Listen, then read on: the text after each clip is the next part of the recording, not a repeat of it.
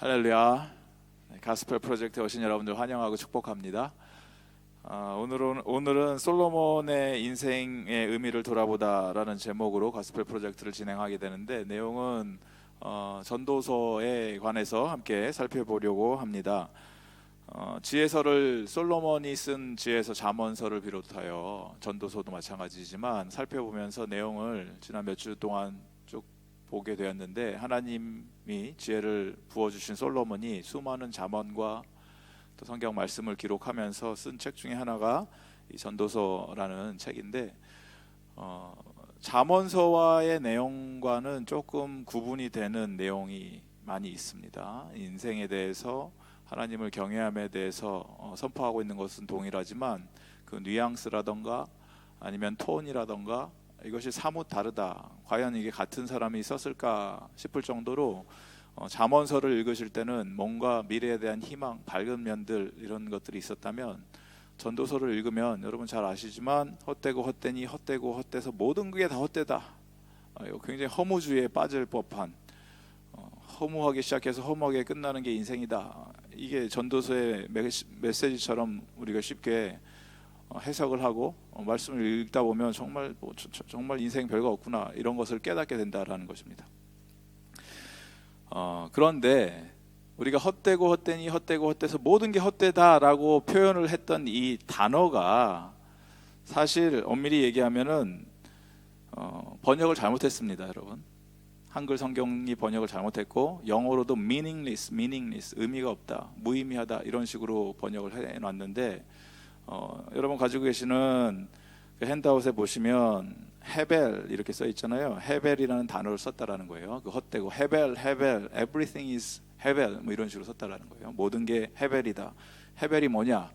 옆에 있으면 옆에 그 가지고 계신 뜻이 vapor, breath, 이런 뜻이 있다라고 하는 거예요. vapor 뭡니까? 수증기라는 거예요. 수증기.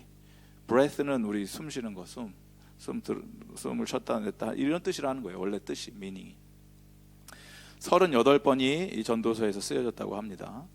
그래서 이 스모크 같은 거, 연기 같은 게 인생이다라는 거죠. 그걸 의역을 해서 헛되다. 연기는 눈에 보이지만 사라지잖아요. 잡을 수 있을 것처럼 분명히 내 앞에 보이지만 그게 결국은 내 잡을 수 있는 게 아니다라는 거죠. 예전에 이렇게 조금 하시던 분들은 아시죠? 이렇게 하시던 분들은 앞에 있잖아요. 연기가 분명히 있는 거 아닙니까? 가짜가 아니잖아요. 실제잖아요. 하지만 그것은 내가 잡을 수가 없다라는 거예요. 그냥 사라져버리는, 안개와 같이. 그게 무엇이다? 우리의 인생이다라는 뜻입니다. 그래서 헛되다라고 번역을 했는데, 엄밀한 뜻은 헛되다라는 뜻이 아니고, 인생은 마치 안개처럼 사라지고 수수께끼 같은 거다. 분명히 내 눈앞에는 보이지만 이해할 수가 없는 게 인생이다. 이렇게 아마 의미를 부여하시고 전도서를 읽으시면은 그냥 단지 허무주의에 빠져서 모든 게 다 끝이다, 이제 우울증에 걸려서 인생 아무것도 없다, 이렇게 해석을 하시면 안 되고, 전도서를 읽으실 때 하나님이 주신 분명한 의미가 있고 뜻이 있지만 그것은 수수께끼와 같은 거다. 우리의 삶이란 뭔가 수학 공식처럼 1 더하기 1은 2 이렇게 나오는 게 인생이 아니고, 이렇게 했을 때는 때로는 이런 결과가 나왔는데, 똑같이 행동을 했는데 또 다른 때는 다른 결과가 나오는 게 인생이다라는 것입니다. 그게 바로 전도서의 핵심 내용입니다. 그래서 우리 인생의 수수께끼를 풀 수 있는 아주 탁월한 지혜를 우리에게 가르쳐주는 책이, 성경 말씀이 전도서에 있는 말씀이고, 이 말씀을 통해서 우리 인생의 매뉴얼을 발견해서 하나님께서 주신 한 번밖에 살지 않는 이 인생인데 하나님 기뻐하시는 그러한 인생을 살아내는 저와 여러분 되기를 주님의 이름으로 축복드립니다. 매뉴얼이 참 중요하죠. 제가 얼마 전에 가전제품을 하나 샀는데, 외람된 말씀이지만 저도 이제 그 예전 같지가 않더라고요. 가전제품을 사용하는 게 20대 때, 10대 때가 제일 그 머리가 빠릿빠릿 돌아가고, 가전제품 사면 뭐 모든 기능을 다 사용하고 했던 것 같은데, 20대 때만 해도 그랬던 것 같은데, 이제 40이 넘어가니까 죄송합니다, 이거 어떻게 사용할지를 모르겠는 거예요. 가전제품을, 핸드폰만 해도 그렇죠.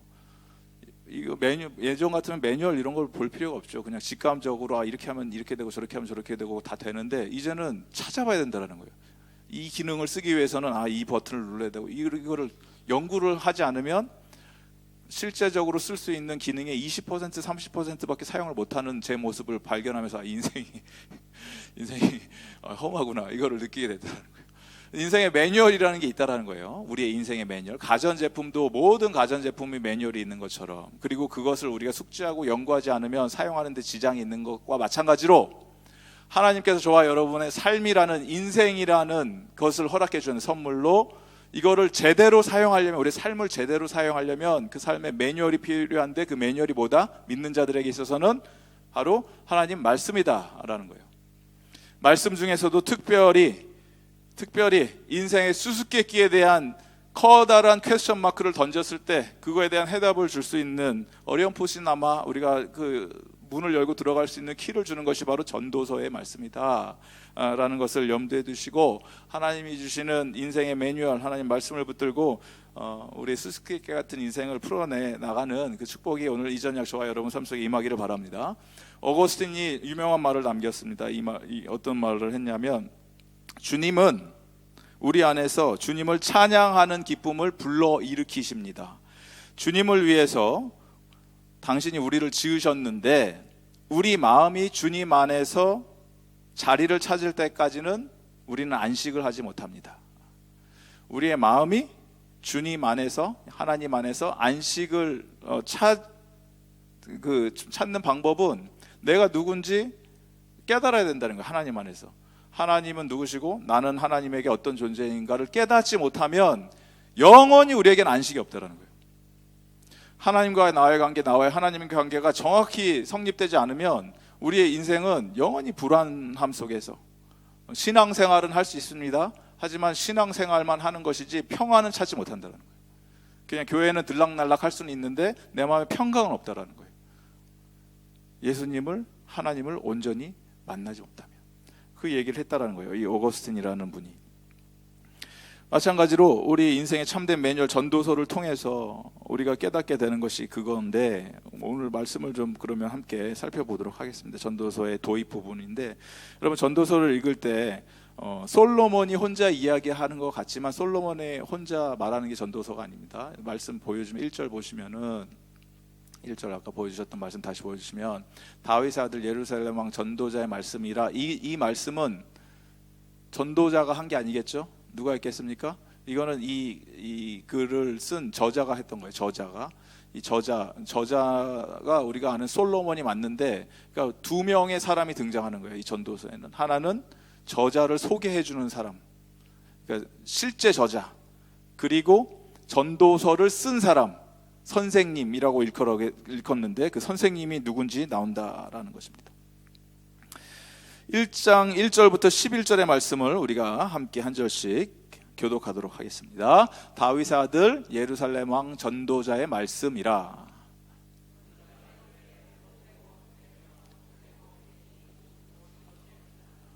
해 아래서 수고하는 모든 수고가 사람에게 무엇이 유익한가?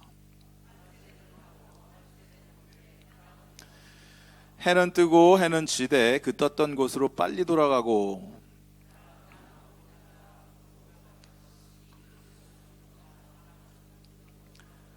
모든 강물은 다 바다로 흐르되 바다를 채우지 못하며 강물은 어느 곳으로 흐르든지 그리로 연하여 흐르느니라.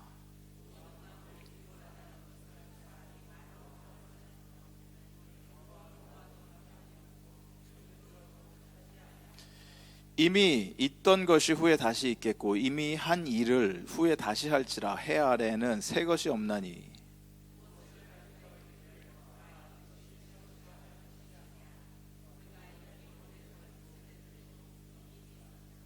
함께 읽습니다. 이전 세대들이 기억됨이 없으니 장래 세대도 그 후 세대들과 함께 기억됨이 없으리라. 아멘.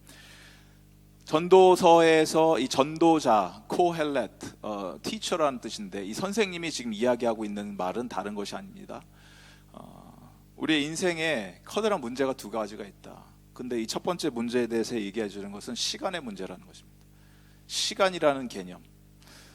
오늘도 해는 떴고 해는 졌습니다. 그리고 내일도 해는 뜰 것이고 그 해도 질 것이고 그 다음날도 그렇고, 그러다 보면 한 세대가 오게 될 것이고, 내가 태어나서 결혼을 해서 아버지가 되고 어머니가 되고 할아버지가 되고 할머니가 되고 그리고 죽죠. 그리고 다음 세대가 또 온다라는 거예요. 우리 손자 손녀가. 그러면 그들은 영원히 사나? 그렇지 않다라는 거예요. 그 세대들도 그냥 지나간다라는 거예요. 세상에는 결국 영원한 삶이란 없고 한 세대가 왔다가 가는 것, 해가 떴다가 지는 것, 인생의 덧없음, 인생은 왔다 간다. 하지만 영원히 남는 것들은 이런 산이라든가 바다라든가 물 같은 거는 영원히 돌아가지만 그런 우주 만물 돌아가는 자연세계 질서 안에서 저와 여러분 인생이란 것은 그냥 한낱 지나가는 스쳐 지나가는 바람과 같은 눈 깜빡할 사이에 사라져 버리는 것이 바로 우리의 인생이다라는 거예요. 너무나 초라한 인생이다라는 거죠. 왜냐하면 시간이라는 어찌 보면 끊임없는 개념 안에서 그냥 한순간 스쳐 지나는 점과 같은 존재, 그게 인생이라는 거예요. 한 세대가 오고 한 세대는 가고 그렇게 왔다 가면은 그걸 또 기억이라도 해주면 좋은데 기억도 못 한다라는 거죠. 그냥 왔다 가면 끝이라는 거예요, 그걸로. 그래서 과연 그런가 생각을 해보니까 진짜 그런 것 같아요. 저도 우리 식구들만 생각해도 아버지가 어떤 분이신지 알고 할아버지가 어떤 분이신지 알고 조금 더 여쭤봐서 뭐 증조 할아버지가 어떤 분인지 알 정도지 그 전에 그는 아무도 모른다는 거예요. 뭐 어떤 분이 계셨는지 무슨 일을 하셨는지 그냥 그렇게 지나간다는 거예요. 세대가 그 다음 후손들이 기억도 못하고 그게 우리의 인생이라는 것입니다. 그렇기 때문에 뭔가 우리가 새로운 것들을 이 세상에 뭐 내가 만들었다 발명했다 자랑할 것도 없고 내세울 것도 없고 해 아래 새로운 것이 아무것도 없고 전에 있었던 것이고 그게 인생이라는 거죠. 그런 의미에서는 우리가 뭔가 더 앞서 나가는 것 같은데 앞서 나가는 것도 아무것도 없는 것 같고 인류 문명은 자꾸 발달해서 과학 문명이 발전돼서 우리의 삶이 윤택해지고 평화로워질 것 같은데 뚜껑을 열어보면 우리의 삶이 평안해지는 것이 아니라 더 족쇄가 채워지게 되고 더 어려운 상황 속에 놓여지게 되는 바이러스가 창궐하게 되고 돌아다니고 이런 건 없었잖아요. 전에 이런 식으로 전 세계적으로 바이러스가 휩쓸고 가는 저기 전무후무한 일 아닙니까? 이런 적이 있었습니까? 역사상 인류 문명이 발달되면서 생긴 거 아닙니까? 누군가는 뭐 바이러스를 만들어냈다, 인간이 만들어냈다라고도 얘기를 하지만 뭐 만들어냈다 하더라도 그게 전 세계로 휩쓸고 가는 것은 비행기 아닙니까? 비행기 타고 와서 다 퍼진 거 아닙니까? 과학 문명의 발전. 우리가 편해지자고 전화기를 발명하고 카톡을 발명해갖고 목사들은 퇴근 시간이 없는 거 아십니까, 여러분? 24시간 근무하고 있는 거 아십니까? 박 목사님 새벽 1시 30분에 문자 보내고 퇴근 시간이 없다라는 거예요, 우리 목사들에게. 문명이 발전돼서 윤택해지는 게 아니죠. 진보가 아니고 후퇴가 되는 거죠. 그게 인생이라는 것입니다. 여러분의 삶은 똑같죠. 동일하죠.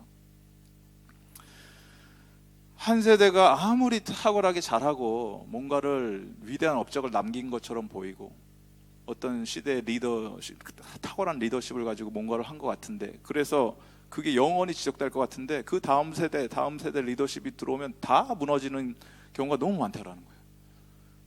왜냐하면 내가 해놓은 게 전달이 되지 않는다는 거예요. 내가 애써 쌓아놓았던 게 내가 생각했던 뭐 하나님 나라의 비전이 될 수도 있어요. 그게 근데 다음 세대는 전혀 전달이 되지 않을 수도 있고 뭔가 기업이 뭔가를 이루기 위해서 해놨는데 그 다음에는 완전 다른 걸로 바뀌어질 수도 있고 그러니까 아무 의미가 없다는 거예요. 그런 의미에서는 인생이라는 게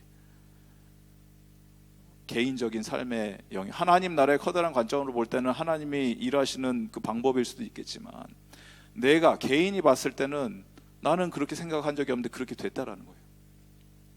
많잖아요, 그런 케이스들이. 그게 바로 시간이라는 거래요. 시간은 끊임없이 저와 여러분의 어떠한 의도와 상관없이 그런 식으로 계속 지나가고 있고 그 안에서 우리의 삶은 어떻게 보면 너무나 무의미한 것처럼 지나가는 게 우리의 인생이다. 어떤 철학자가 얘기하는 게 아니고 성경에 기록되어 있는 말씀입니다. 전도자가 말하고 있는 것입니다. 그리고 전도자가 또 고민하는 하나의 큰 주제는 전도서를 읽다 보시면 계속해서 끊임없이 반복적으로 나오는 주제는 바로 죽음입니다. 죽음. 불변하는 진리는 이 세상에 있는 모든 호흡이 있는 영혼은 죽는다예요. 죽을 수밖에 없다. 전도서 3장 16절에서 22절 말씀을 또 함께 교독하도록 하겠습니다. 3장 16절 22절 말씀 한 절씩 교독하도록 하겠습니다. 3장 16절 또 내가 해 아래서 보건대 재판하는 곳 거기에도 악이 있고 정의를 행하는 곳 거기에도 악이 있도다.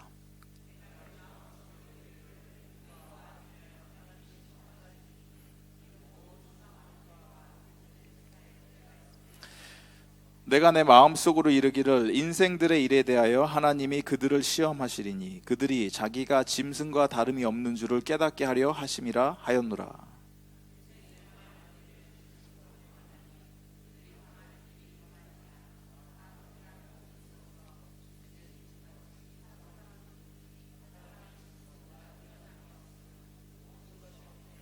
다 흙으로 말미암았으므로 다 흙으로 돌아가나니 다 한 곳으로 가거니와.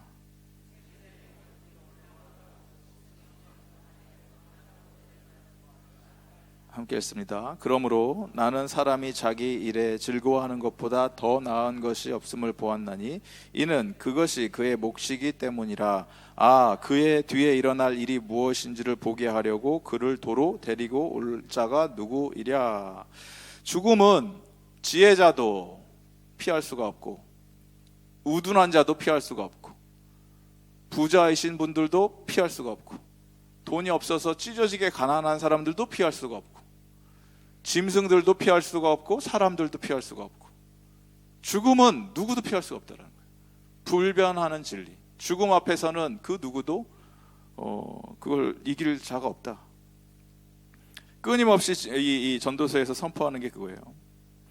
지혜자도 우매자도 함께 영원하도록 기억함을 얻지 못한다.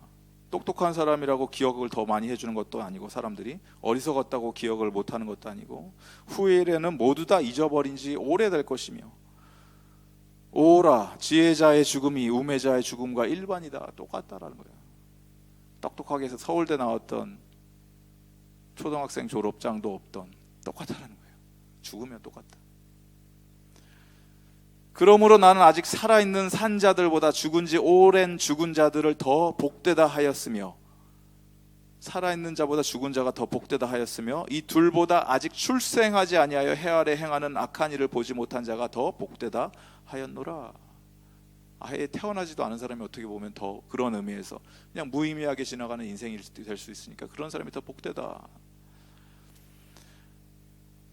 죽음이라는 현실 앞에서 피할 수 없는 우리의 이 앞에 놓여 있는 현실 속에서 상황 속에서 생명을 유지하기 위해서 우리가 발버둥을 치면서 어떻게든 조금이라도 더 잘 살려고 잘 먹고 잘 살고 오래 살려고 노력하는 게 궁극적으로는 다 의미가 없다. 이 이야기를 하고 있다라는 것입니다. 사람이 비록 100명의 자녀를 낳고 또 장수해서 사는 날이 많을지라도 그의 영혼은 그러한 행복으로 만족하지 못하고 또 그가 안정되지 못하면 나는 이르기를 낙태된 자가 그보다 낫다 하나니 그가 비록 1000년의 갑절을 산다 할지라도 행복을 보지 못하면 마침내 다 한 곳으로 돌아가는 것뿐이 아니냐.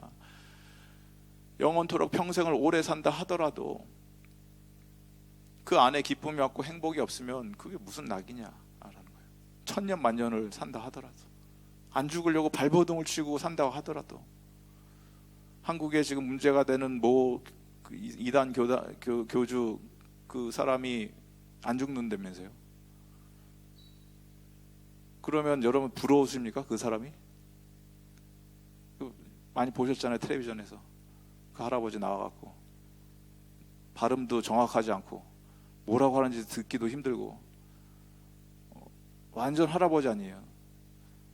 90 가까이 된 그분이 영원 평생토록 산다고 믿고 있잖아요. 그 종교를 믿는 따르는 자들은.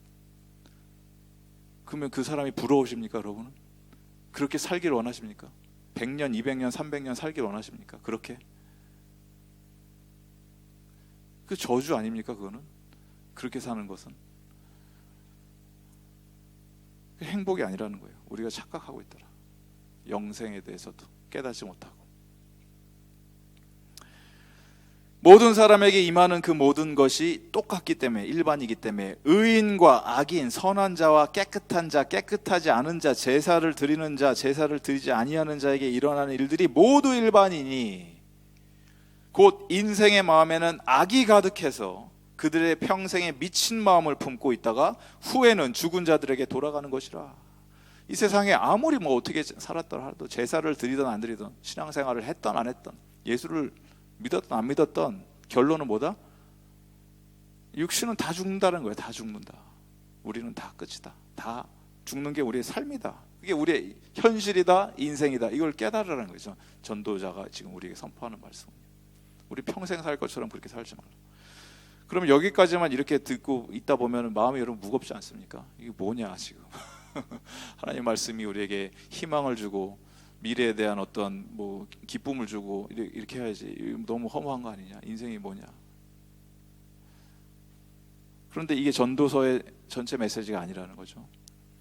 시간의 영역 우리가 어떻게 할 수 없습니다. 시간은 계속 변하고 인생은 왔다 가고 generation come generation go. 그리고 죽음도 피할 수 없는, 시간이 흐르면 결국 죽음은 오게 돼 있죠. 죽음도 우리가 건드릴 수 없는 영역이다. 그러면 그 안에서 사는 우리들은 지금 어떻게 살아야 되냐, 여기에서 지혜가 나온다라는 것입니다. 이 지혜는 어떻게 나오는지 한번 또 말씀을 통해서 살펴보도록 하겠습니다. 12장 9절에서 14절 말씀을 함께 보도록 하겠습니다. 마지막 결론과 같은 말씀입니다. 중간에 많은 부분들을 저희들이 스킵을 했지만 여러분 나중에 꼭 집에 가셔서 이번 주 동안에 전도서를 전체 한번 쭉 훑어서 읽어보시기 바랍니다. 12장까지밖에 안 되기 때문에 얼마든지 여러분 뭐 1시간 안에 읽으실 수 있으십니다. 이거는 결론과 같은 부분입니다. 아까 말씀드렸듯이 그 전도자 선생님이 말했던 부분은 12장 8절까지 했던 말씀이고, 이것은 이 저자, 전도서를 다 마지막으로 집대성한 저자가 하고 있는 이야기라는 거예요. 그 선생님이 했던 얘기도 정리해서 자기가 다시 한번 얘기하고 있다.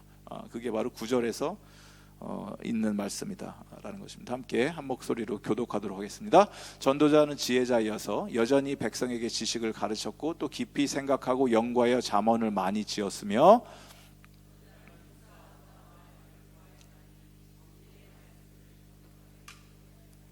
지혜자들의 말씀들은 찌르는 채찍들 같고 회중의 스승들의 말씀들은 잘 박힌 못 같으니 다 한 목자가 주신 바이니라.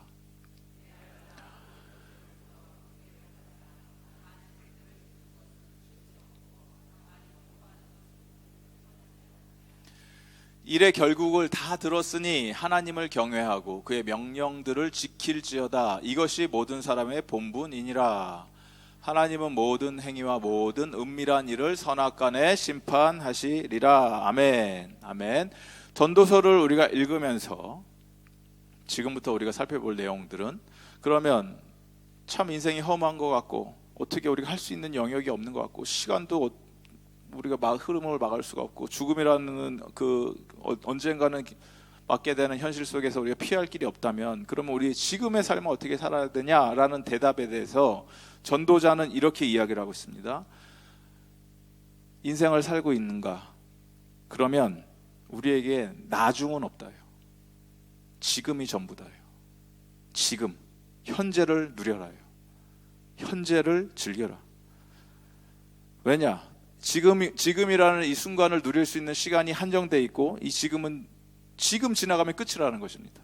특별히 믿음의 백성들, 하나님의 백성들, 하나님의 나라의 성도들은 예수님의 은혜로 말미암아 우리가 누릴 수 있는, 예수님의 제자로서 하나님의 나라의 백성으로서 누릴 수 있는 특권과 은혜가 있는데, 여러분들께서, 저와 여러분이 지금 여러분이 하나님의 나라에 살고 계시지 않는다면 여러분이 죽어서 가는 하나님 나라도 없습니다. 다시 말씀드립니다. 지금 여기 앉아 계신 여러분들이 하나님 나라에 지금 살고 계시지 않으면 여러분 죽어서 하늘나라 못 갑니다. 아멘? 지금 하늘나라에 살기 바랍니다, 여러분. 그게 예수님이 이루신 일이에요. 우리가 지금 읽고 있는 마가복음의 메시지가 전부 하나님의 나라라는 거예요. 하나님 나라 죽어서 가는 게 아니고 이미 임한 하나님의 나라에 우리가 살고 있다라는 거예요. 하나님의 나라가 이 땅 가운데 임했기 때문에, 그것은 다른 것이 아니고 예수 그리스도의 임재가 내 삶 속에서 실제가 돼서 예수님이 나와 함께 살고 계시기 때문에 천국의 삶, 영생의 삶은 죽어서 시작되는 것이 아니고 예수 그리스도에 있는 자 모든 자에게 그 영생이 이미 시작되었음을 여러분 붙드시기 바랍니다. 하나님의 나라는 이미 임했습니다. 하나님의 다스림과 통치와 하나님의 놀라운 주권이 저와 여러분 삶 속에서 지금 역사하고 계신데, 이것을 지금 우리가 누리지 못한다면 천국에 가셔서도, 하나님 나라, 하늘 나라에 가서도 실망한다는 거예요. 그렇잖아요. 지금 우리에게 하나님 나라를 이미 누릴 수 있는 모든 특권을 다, 특혜를 허락해 주셨는데, 그거를 여기서 누리지 못하고 있는데, 동일한 권리와 특권을 하늘나라에서 주셨을 때 그걸 똑같이 누릴 수 있냐는 거예요. 지금 하나님 나라의 백성으로서 주님이 주신 기쁨과 행복을 마음껏 누리시는 저와 여러분 되기를 바랍니다. 그거를 끊임없이 전도자가 이야기하고 있습니다. 3장 11절에서 13절 말씀, 여기 있는 여러분 핸드아웃에 있는 말씀을 우리가 함께 한 목소리로 읽도록 하겠습니다. 시작. 하나님이 모든 것을 지으시되 때를 따라 아름답게 하셨고 또 사람들에게는 영원을 사모하는 마음을 주셨느니라. 사람들이 사는 동안에 기뻐하며 선을 행하는 것보다 더 나은 것이 없는 줄을 내가 알았고 사람마다 먹고 마시는 것과 수고함으로 낙을 누리는 그것이 하나님의 선물일 줄도 또한 알았도다. 아멘. 하나님이 저와 여러분의 마음에 무엇을 사모하는 마음을 주셨습니까? 영원을 사모하도록 만드셨다는 거예요. 영생을. 이 땅의 삶이 전부가 아니라는 것을 우리는 직감적으로, 영적으로 깨달았다는 거예요. 사모하게 만드셨다는 거예요. 여기의 삶이 우리의 마지막 삶이 아니고 우리의 본향집이 있다는 것을 우리는 눈에 보이진 않지만 믿음으로 그것을 이미 확증하였고 택하였고 그것을 향해서 믿음의 여정을 시작하였다는 것입니다. 그 영혼을 향해서 우리가 가고 있는 동안에, 그러면 지금 이 땅에서 삶에서 우리가 무엇을 누려야 되냐? 사람이 이 땅을 살면서 기뻐하면서, 하나님 안에서 즐거워하면서, 행복해하면서, 누리면서 선을 행하는 것, 하나님 나라의 아름다움을 이 땅 가운데 보이면서 선포하면서 사는 것보다 더 나은 게 이 세상에 없고, 하나님의 선을 행한다는 게 무엇입니까? 뭐 여러 가지 의미가 있겠죠. 실제적으로 착한 일을 하는 걸 수도 있고, 세상을 위해서 구제 활동을 하는 걸 수도 있고, 선교도 마찬가지고 전도도 마찬가지고, 복음을 선포하는 아름다운 발이 선한 일을 행하는 걸 수도 있고, 여러 가지 하나님이 보셨을 때 goodness, good을 행하는 것을 살면서 더 나은 게 없다라는 거예요. 이 땅 가운데 어려운 사람을 돕는 기부가 될 수도 있고, 교회당을 아름답게 청소하는 그 마음이 선일 수도 있고, 그 선을 행하는 것보다 더 좋은 건 없다 이 세상에. 내가 잘 먹고 잘 살고 쾌락을 누리고 좋은 곳에 할러데이 가고 좋은 음식 먹고, 그거 아무리 해봐도 전도자의 고백을 따르면 나보다 더 해본 사람이 있으면 나와보라고 해, 이렇게 이야기를 합니다. 전도자는 내가 이 땅 가운데 그 어떤 사람들보다 수많은 금은보화를 다 가져봤고, 나를 위해서 모든 정원들, 집, 궁전, 대궐들 다 만들어봤고, 3스토리, 5스토리 빌딩 내가 다 만들어봤고, 그 앞에다 정원까지 만들어서 포도나무 다 심어봤는데 다 의미 없다라는 거예요. 다 의미 없다. 그게 결국 나의 기쁨을 주지 못했다. 하지만 하나님을 위해서 선을 행할 때 그 안에서 나오는 기쁨은 비교, 견줄 수가 없었다. 이걸 고백하고 있다는 것입니다. 그리고 사람마다 먹고 마시는 것, 땀을 흘려서 내가 노동의 대가로 그 기쁨을 누리는 것, 돈을 많이 벌어서 기뻐하는 것이 아니고, 그게 아무리 사소하고 작은 일이라 하더라도 하나님이 나에게 허락해 주신 그 곳에서 땀을 흘리면서 노동의 대가로 내가 살 때 그것이 바로 하나님이 주신 참 기쁜 선물이다. 이것을 깨달았다라는 것입니다. 내 헛된 평생의 모든 날에 내가 사랑하는 아내와 함께 즐겁게 살지어다. 그것이 내가 평생의 해 아래에서 수고하고 얻은 내 몫이니라. 주변에 있는 너무나 당연하다고 생각했던 내 가족들, 당연한 사람이라고 생각했는데 당연한 게 아니라는 거예요. 그 사람을, 아내, 남편, 자녀들, 친구들, 이런 사람들을 내 주변에 둔 것들이 하나님이 주신 너무나 큰 기쁨이고 축복이고 행복이다라는 것입니다. 여러분 행복을 누리고 계십니까? 옆에 계신 분들과 좀 이렇게 인사를 나눠볼까요? 당신이 나의 행복입니다. 그렇게 불행한 얼굴로 표현을 하시면 아무도 안 믿잖아요. 이렇게 환하게 웃으시면서 당신이 나의 진정한 행복이십니다. 네, 그렇게 믿으시기 바랍니다. 행복을 여러분 너무나 멀리 찾지 말라라는 얘기예요. 이 전도서의 이 이야기는 옆에 있다는 거예요. 옆에 행복은 내 옆에 있는 그 사람이 나의 행복의 이유가 되는 것이고, 내가 오늘 세 끼를 먹을 수 있다는 거, 밥 한 끼를 먹더라도 그 진수성찬의 반찬이 아니더라 하더라도, 김치에 밥만 먹는다 하더라도 거기서 내가 행복을 누릴 수 있다라는 거예요. 코로나 때문에 지금 난리가 났지만 여러분, 코로나가 주는 축복이 있습니다. 뭔지 아십니까? 나사에서 중국 사진을 찍었는데 중국 하늘이 그렇게 맑은 적이 없었다는 거예요. 역사상 자기네들이 이 관측을 시작한 이후로 하늘이 너무 파랗다라는 거예요. 지금 중국 하늘이. 그래서 한국도 좋겠죠. 황사가 안 올 겁니다. 이번에 올 게 없으니까, 공장을 안 돌리니까. 그런데 모르죠. 지금 또 갑자기 이제 중국이 코로나 이제 끝났다 그러면서 이제 우리 그동안 못한 거 다 따라잡아야 된다, 공장을 막 24시간 돌리기 시작하면 또 더 심하게 올 수도 있는데 나중에 당분간은 안 올 거라는 거예요. 하늘이 그렇게 막대는 거예요. 그러면 이 상황에서 우리가 즐겨야 되는 거 뭡니까? 오늘 여러분은 하늘을 보셨습니까? 코로나가 아무리 돌아다닌다 하더라도 공중에 하늘을 올려다보고 파란 하늘을 바라보고 구름을 보셨습니까? 너무나 아름다운 뭉게 구름들을 바라보면서 하나님 살아계십니다. 하나님은 여전히 이 땅을 다스리고 계시고 이 땅의 주인이 되어주시고 저에게 이런 아름다운 것들을 선물해 주셨습니다. 하나님 감사합니다. 그 행복을 누리셔야 된다는 거예요. 믿는 자라면. 그게 하나님이 우리에게 주신 행복이라는 것입니다. 오늘 이 자리에 나와서 우리가 함께 예배 드릴 수 있는 행복을 허락해 주셨고, 혼자 예배 드리는 거 아니고 믿음의 형제 자매들, 내가 사랑하는 자들 함께 모여서 주님 앞에 예배 드릴 수 있는 은혜 허락해 주셨고, 거기서 이 전도자는 하나님이 우리에게 수많은 그 행복의 요소들, 기쁨의 이유들을 발견케 해주셨는데 다른 데서 우리가 그걸 찾느라고 너무 헛수고하고 고생하면서 살고 있다. 그러면서 또 이런 표현도 합니다. 너는 내 떡을 물 위에 던져라. 여러 날 후에 도로 찾으리라. 떡을 물에다 던지면 그건 버리는 거죠. 낭비하는 거죠. 그게 무슨 의미가 있습니까? 차라리 그냥 가난한 사람한테 가서 주는 게 낫지 왜 물에다 던집니까? 근데 그렇게 던지면 그게 어디서 어떻게 사용될지 모르죠. 그냥 흘려보내는 것. 내가 가지고 있는 작은 재물이라도 주변에 어려운 사람들한테 어떻게 도움이 될지 모를 때 그렇게 흘려보내면 그걸 하나님이 사용하실 수도 있다. 어려운 날에 더 구제의 손길을 내밀고 힘든 사람들에게 다가가서 그들을 더 위로해주고, 코로나로 인해서 우리 성도님들도 많이 타격을 받으신 분들이 많이 계신 걸로 알고 있습니다. 뭐 여행업에 종사하시는 분들 대표적인 거 아니겠습니까? 여행객이 아무도 안 오고, 식당도 마찬가지고, 그런 어려운 분들 많이 계실 거 아닙니까? 그럴 때 우리가 조금만 더 배려를 하고 생각을 한다면 그들에게 도움의 손길을 얼마든지 흘려보낼 수 있다는 거예요. 교회 차원에서, 개인적인 차원에서, 셀에서 그런 거 하라는 얘기예요. 그게 행복이 시작되는 시점이다. 그들이 행복해지는 것뿐만 아니라 내가 더 행복해진다는 거예요. 내가 알게 모르게 이렇게 하나님의 그 선하심, 좋으심을 흘려보낼 때.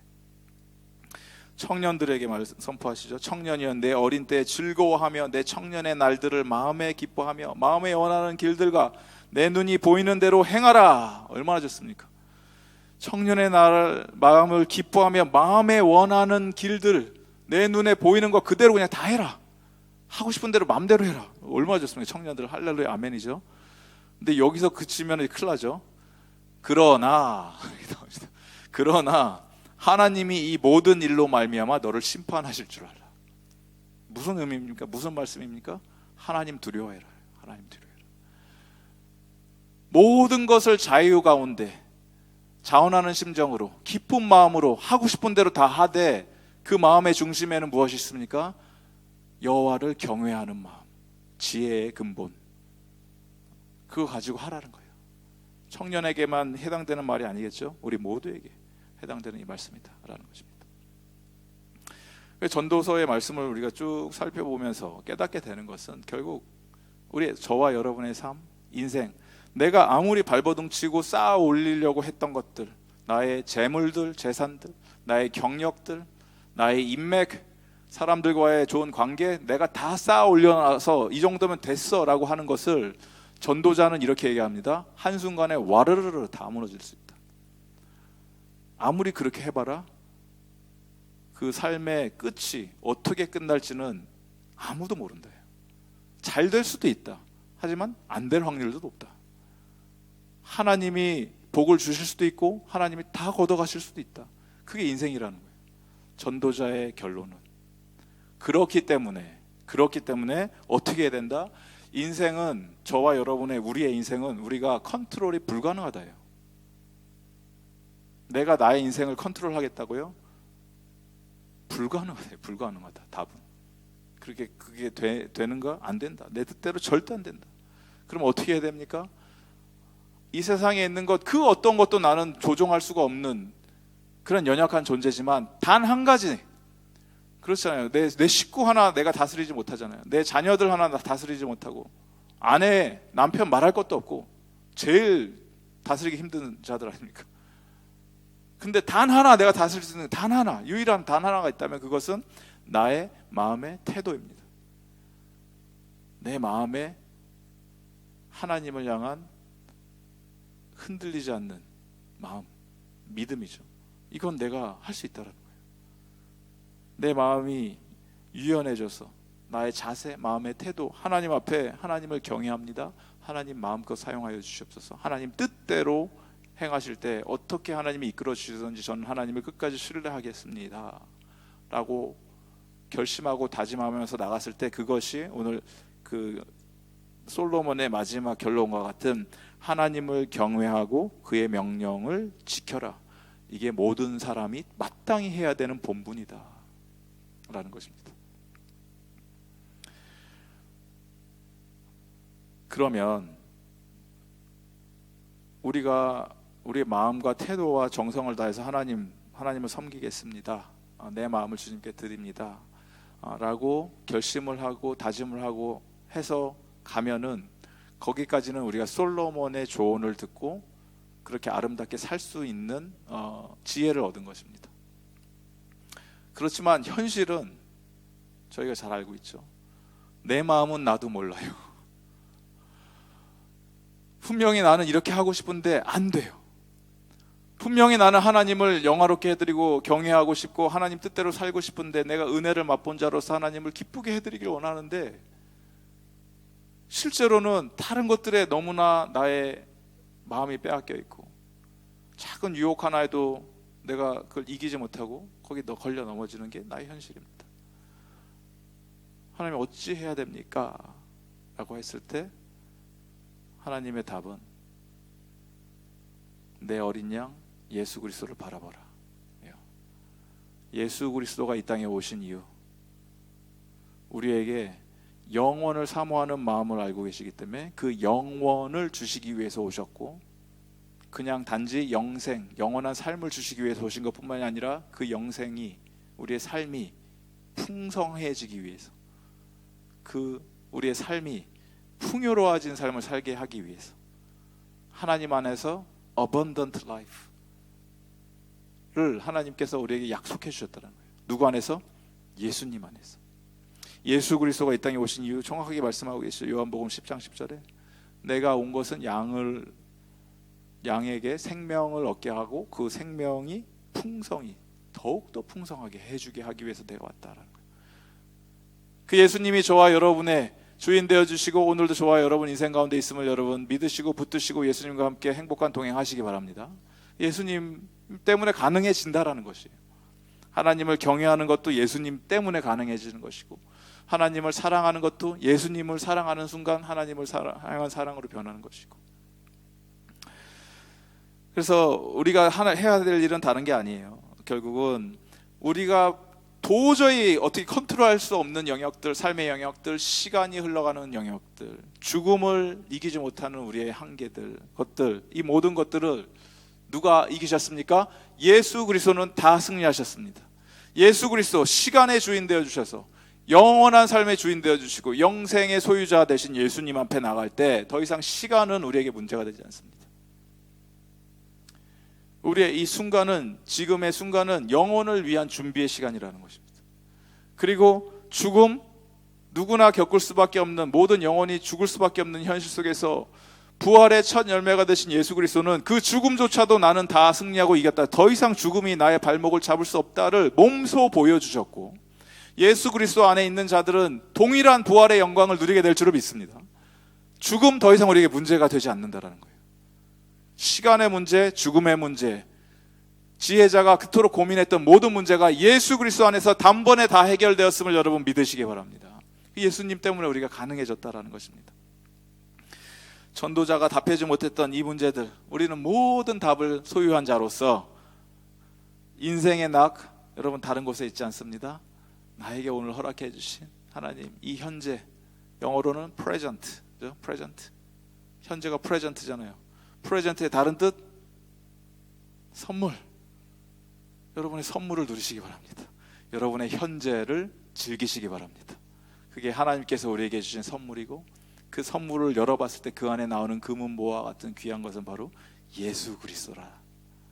예수 그리스도의 선물을 오늘도 받아서 내 행복한 가운데, 기쁨 가운데, 세상의 난리와 소문이 판치는 이 시간 속에서도 하나님, 예수님 때문에 나는 너무 행복합니다, 기쁩니다, 마지막 순간까지 나는 이 선물 놓치지 않겠습니다, 그렇게 다짐하면서 살아내는 저와 여러분 되기를 주님의 이름으로 축복드립니다. 우리 이 시간 함께 기도하며 나가도록 하겠습니다.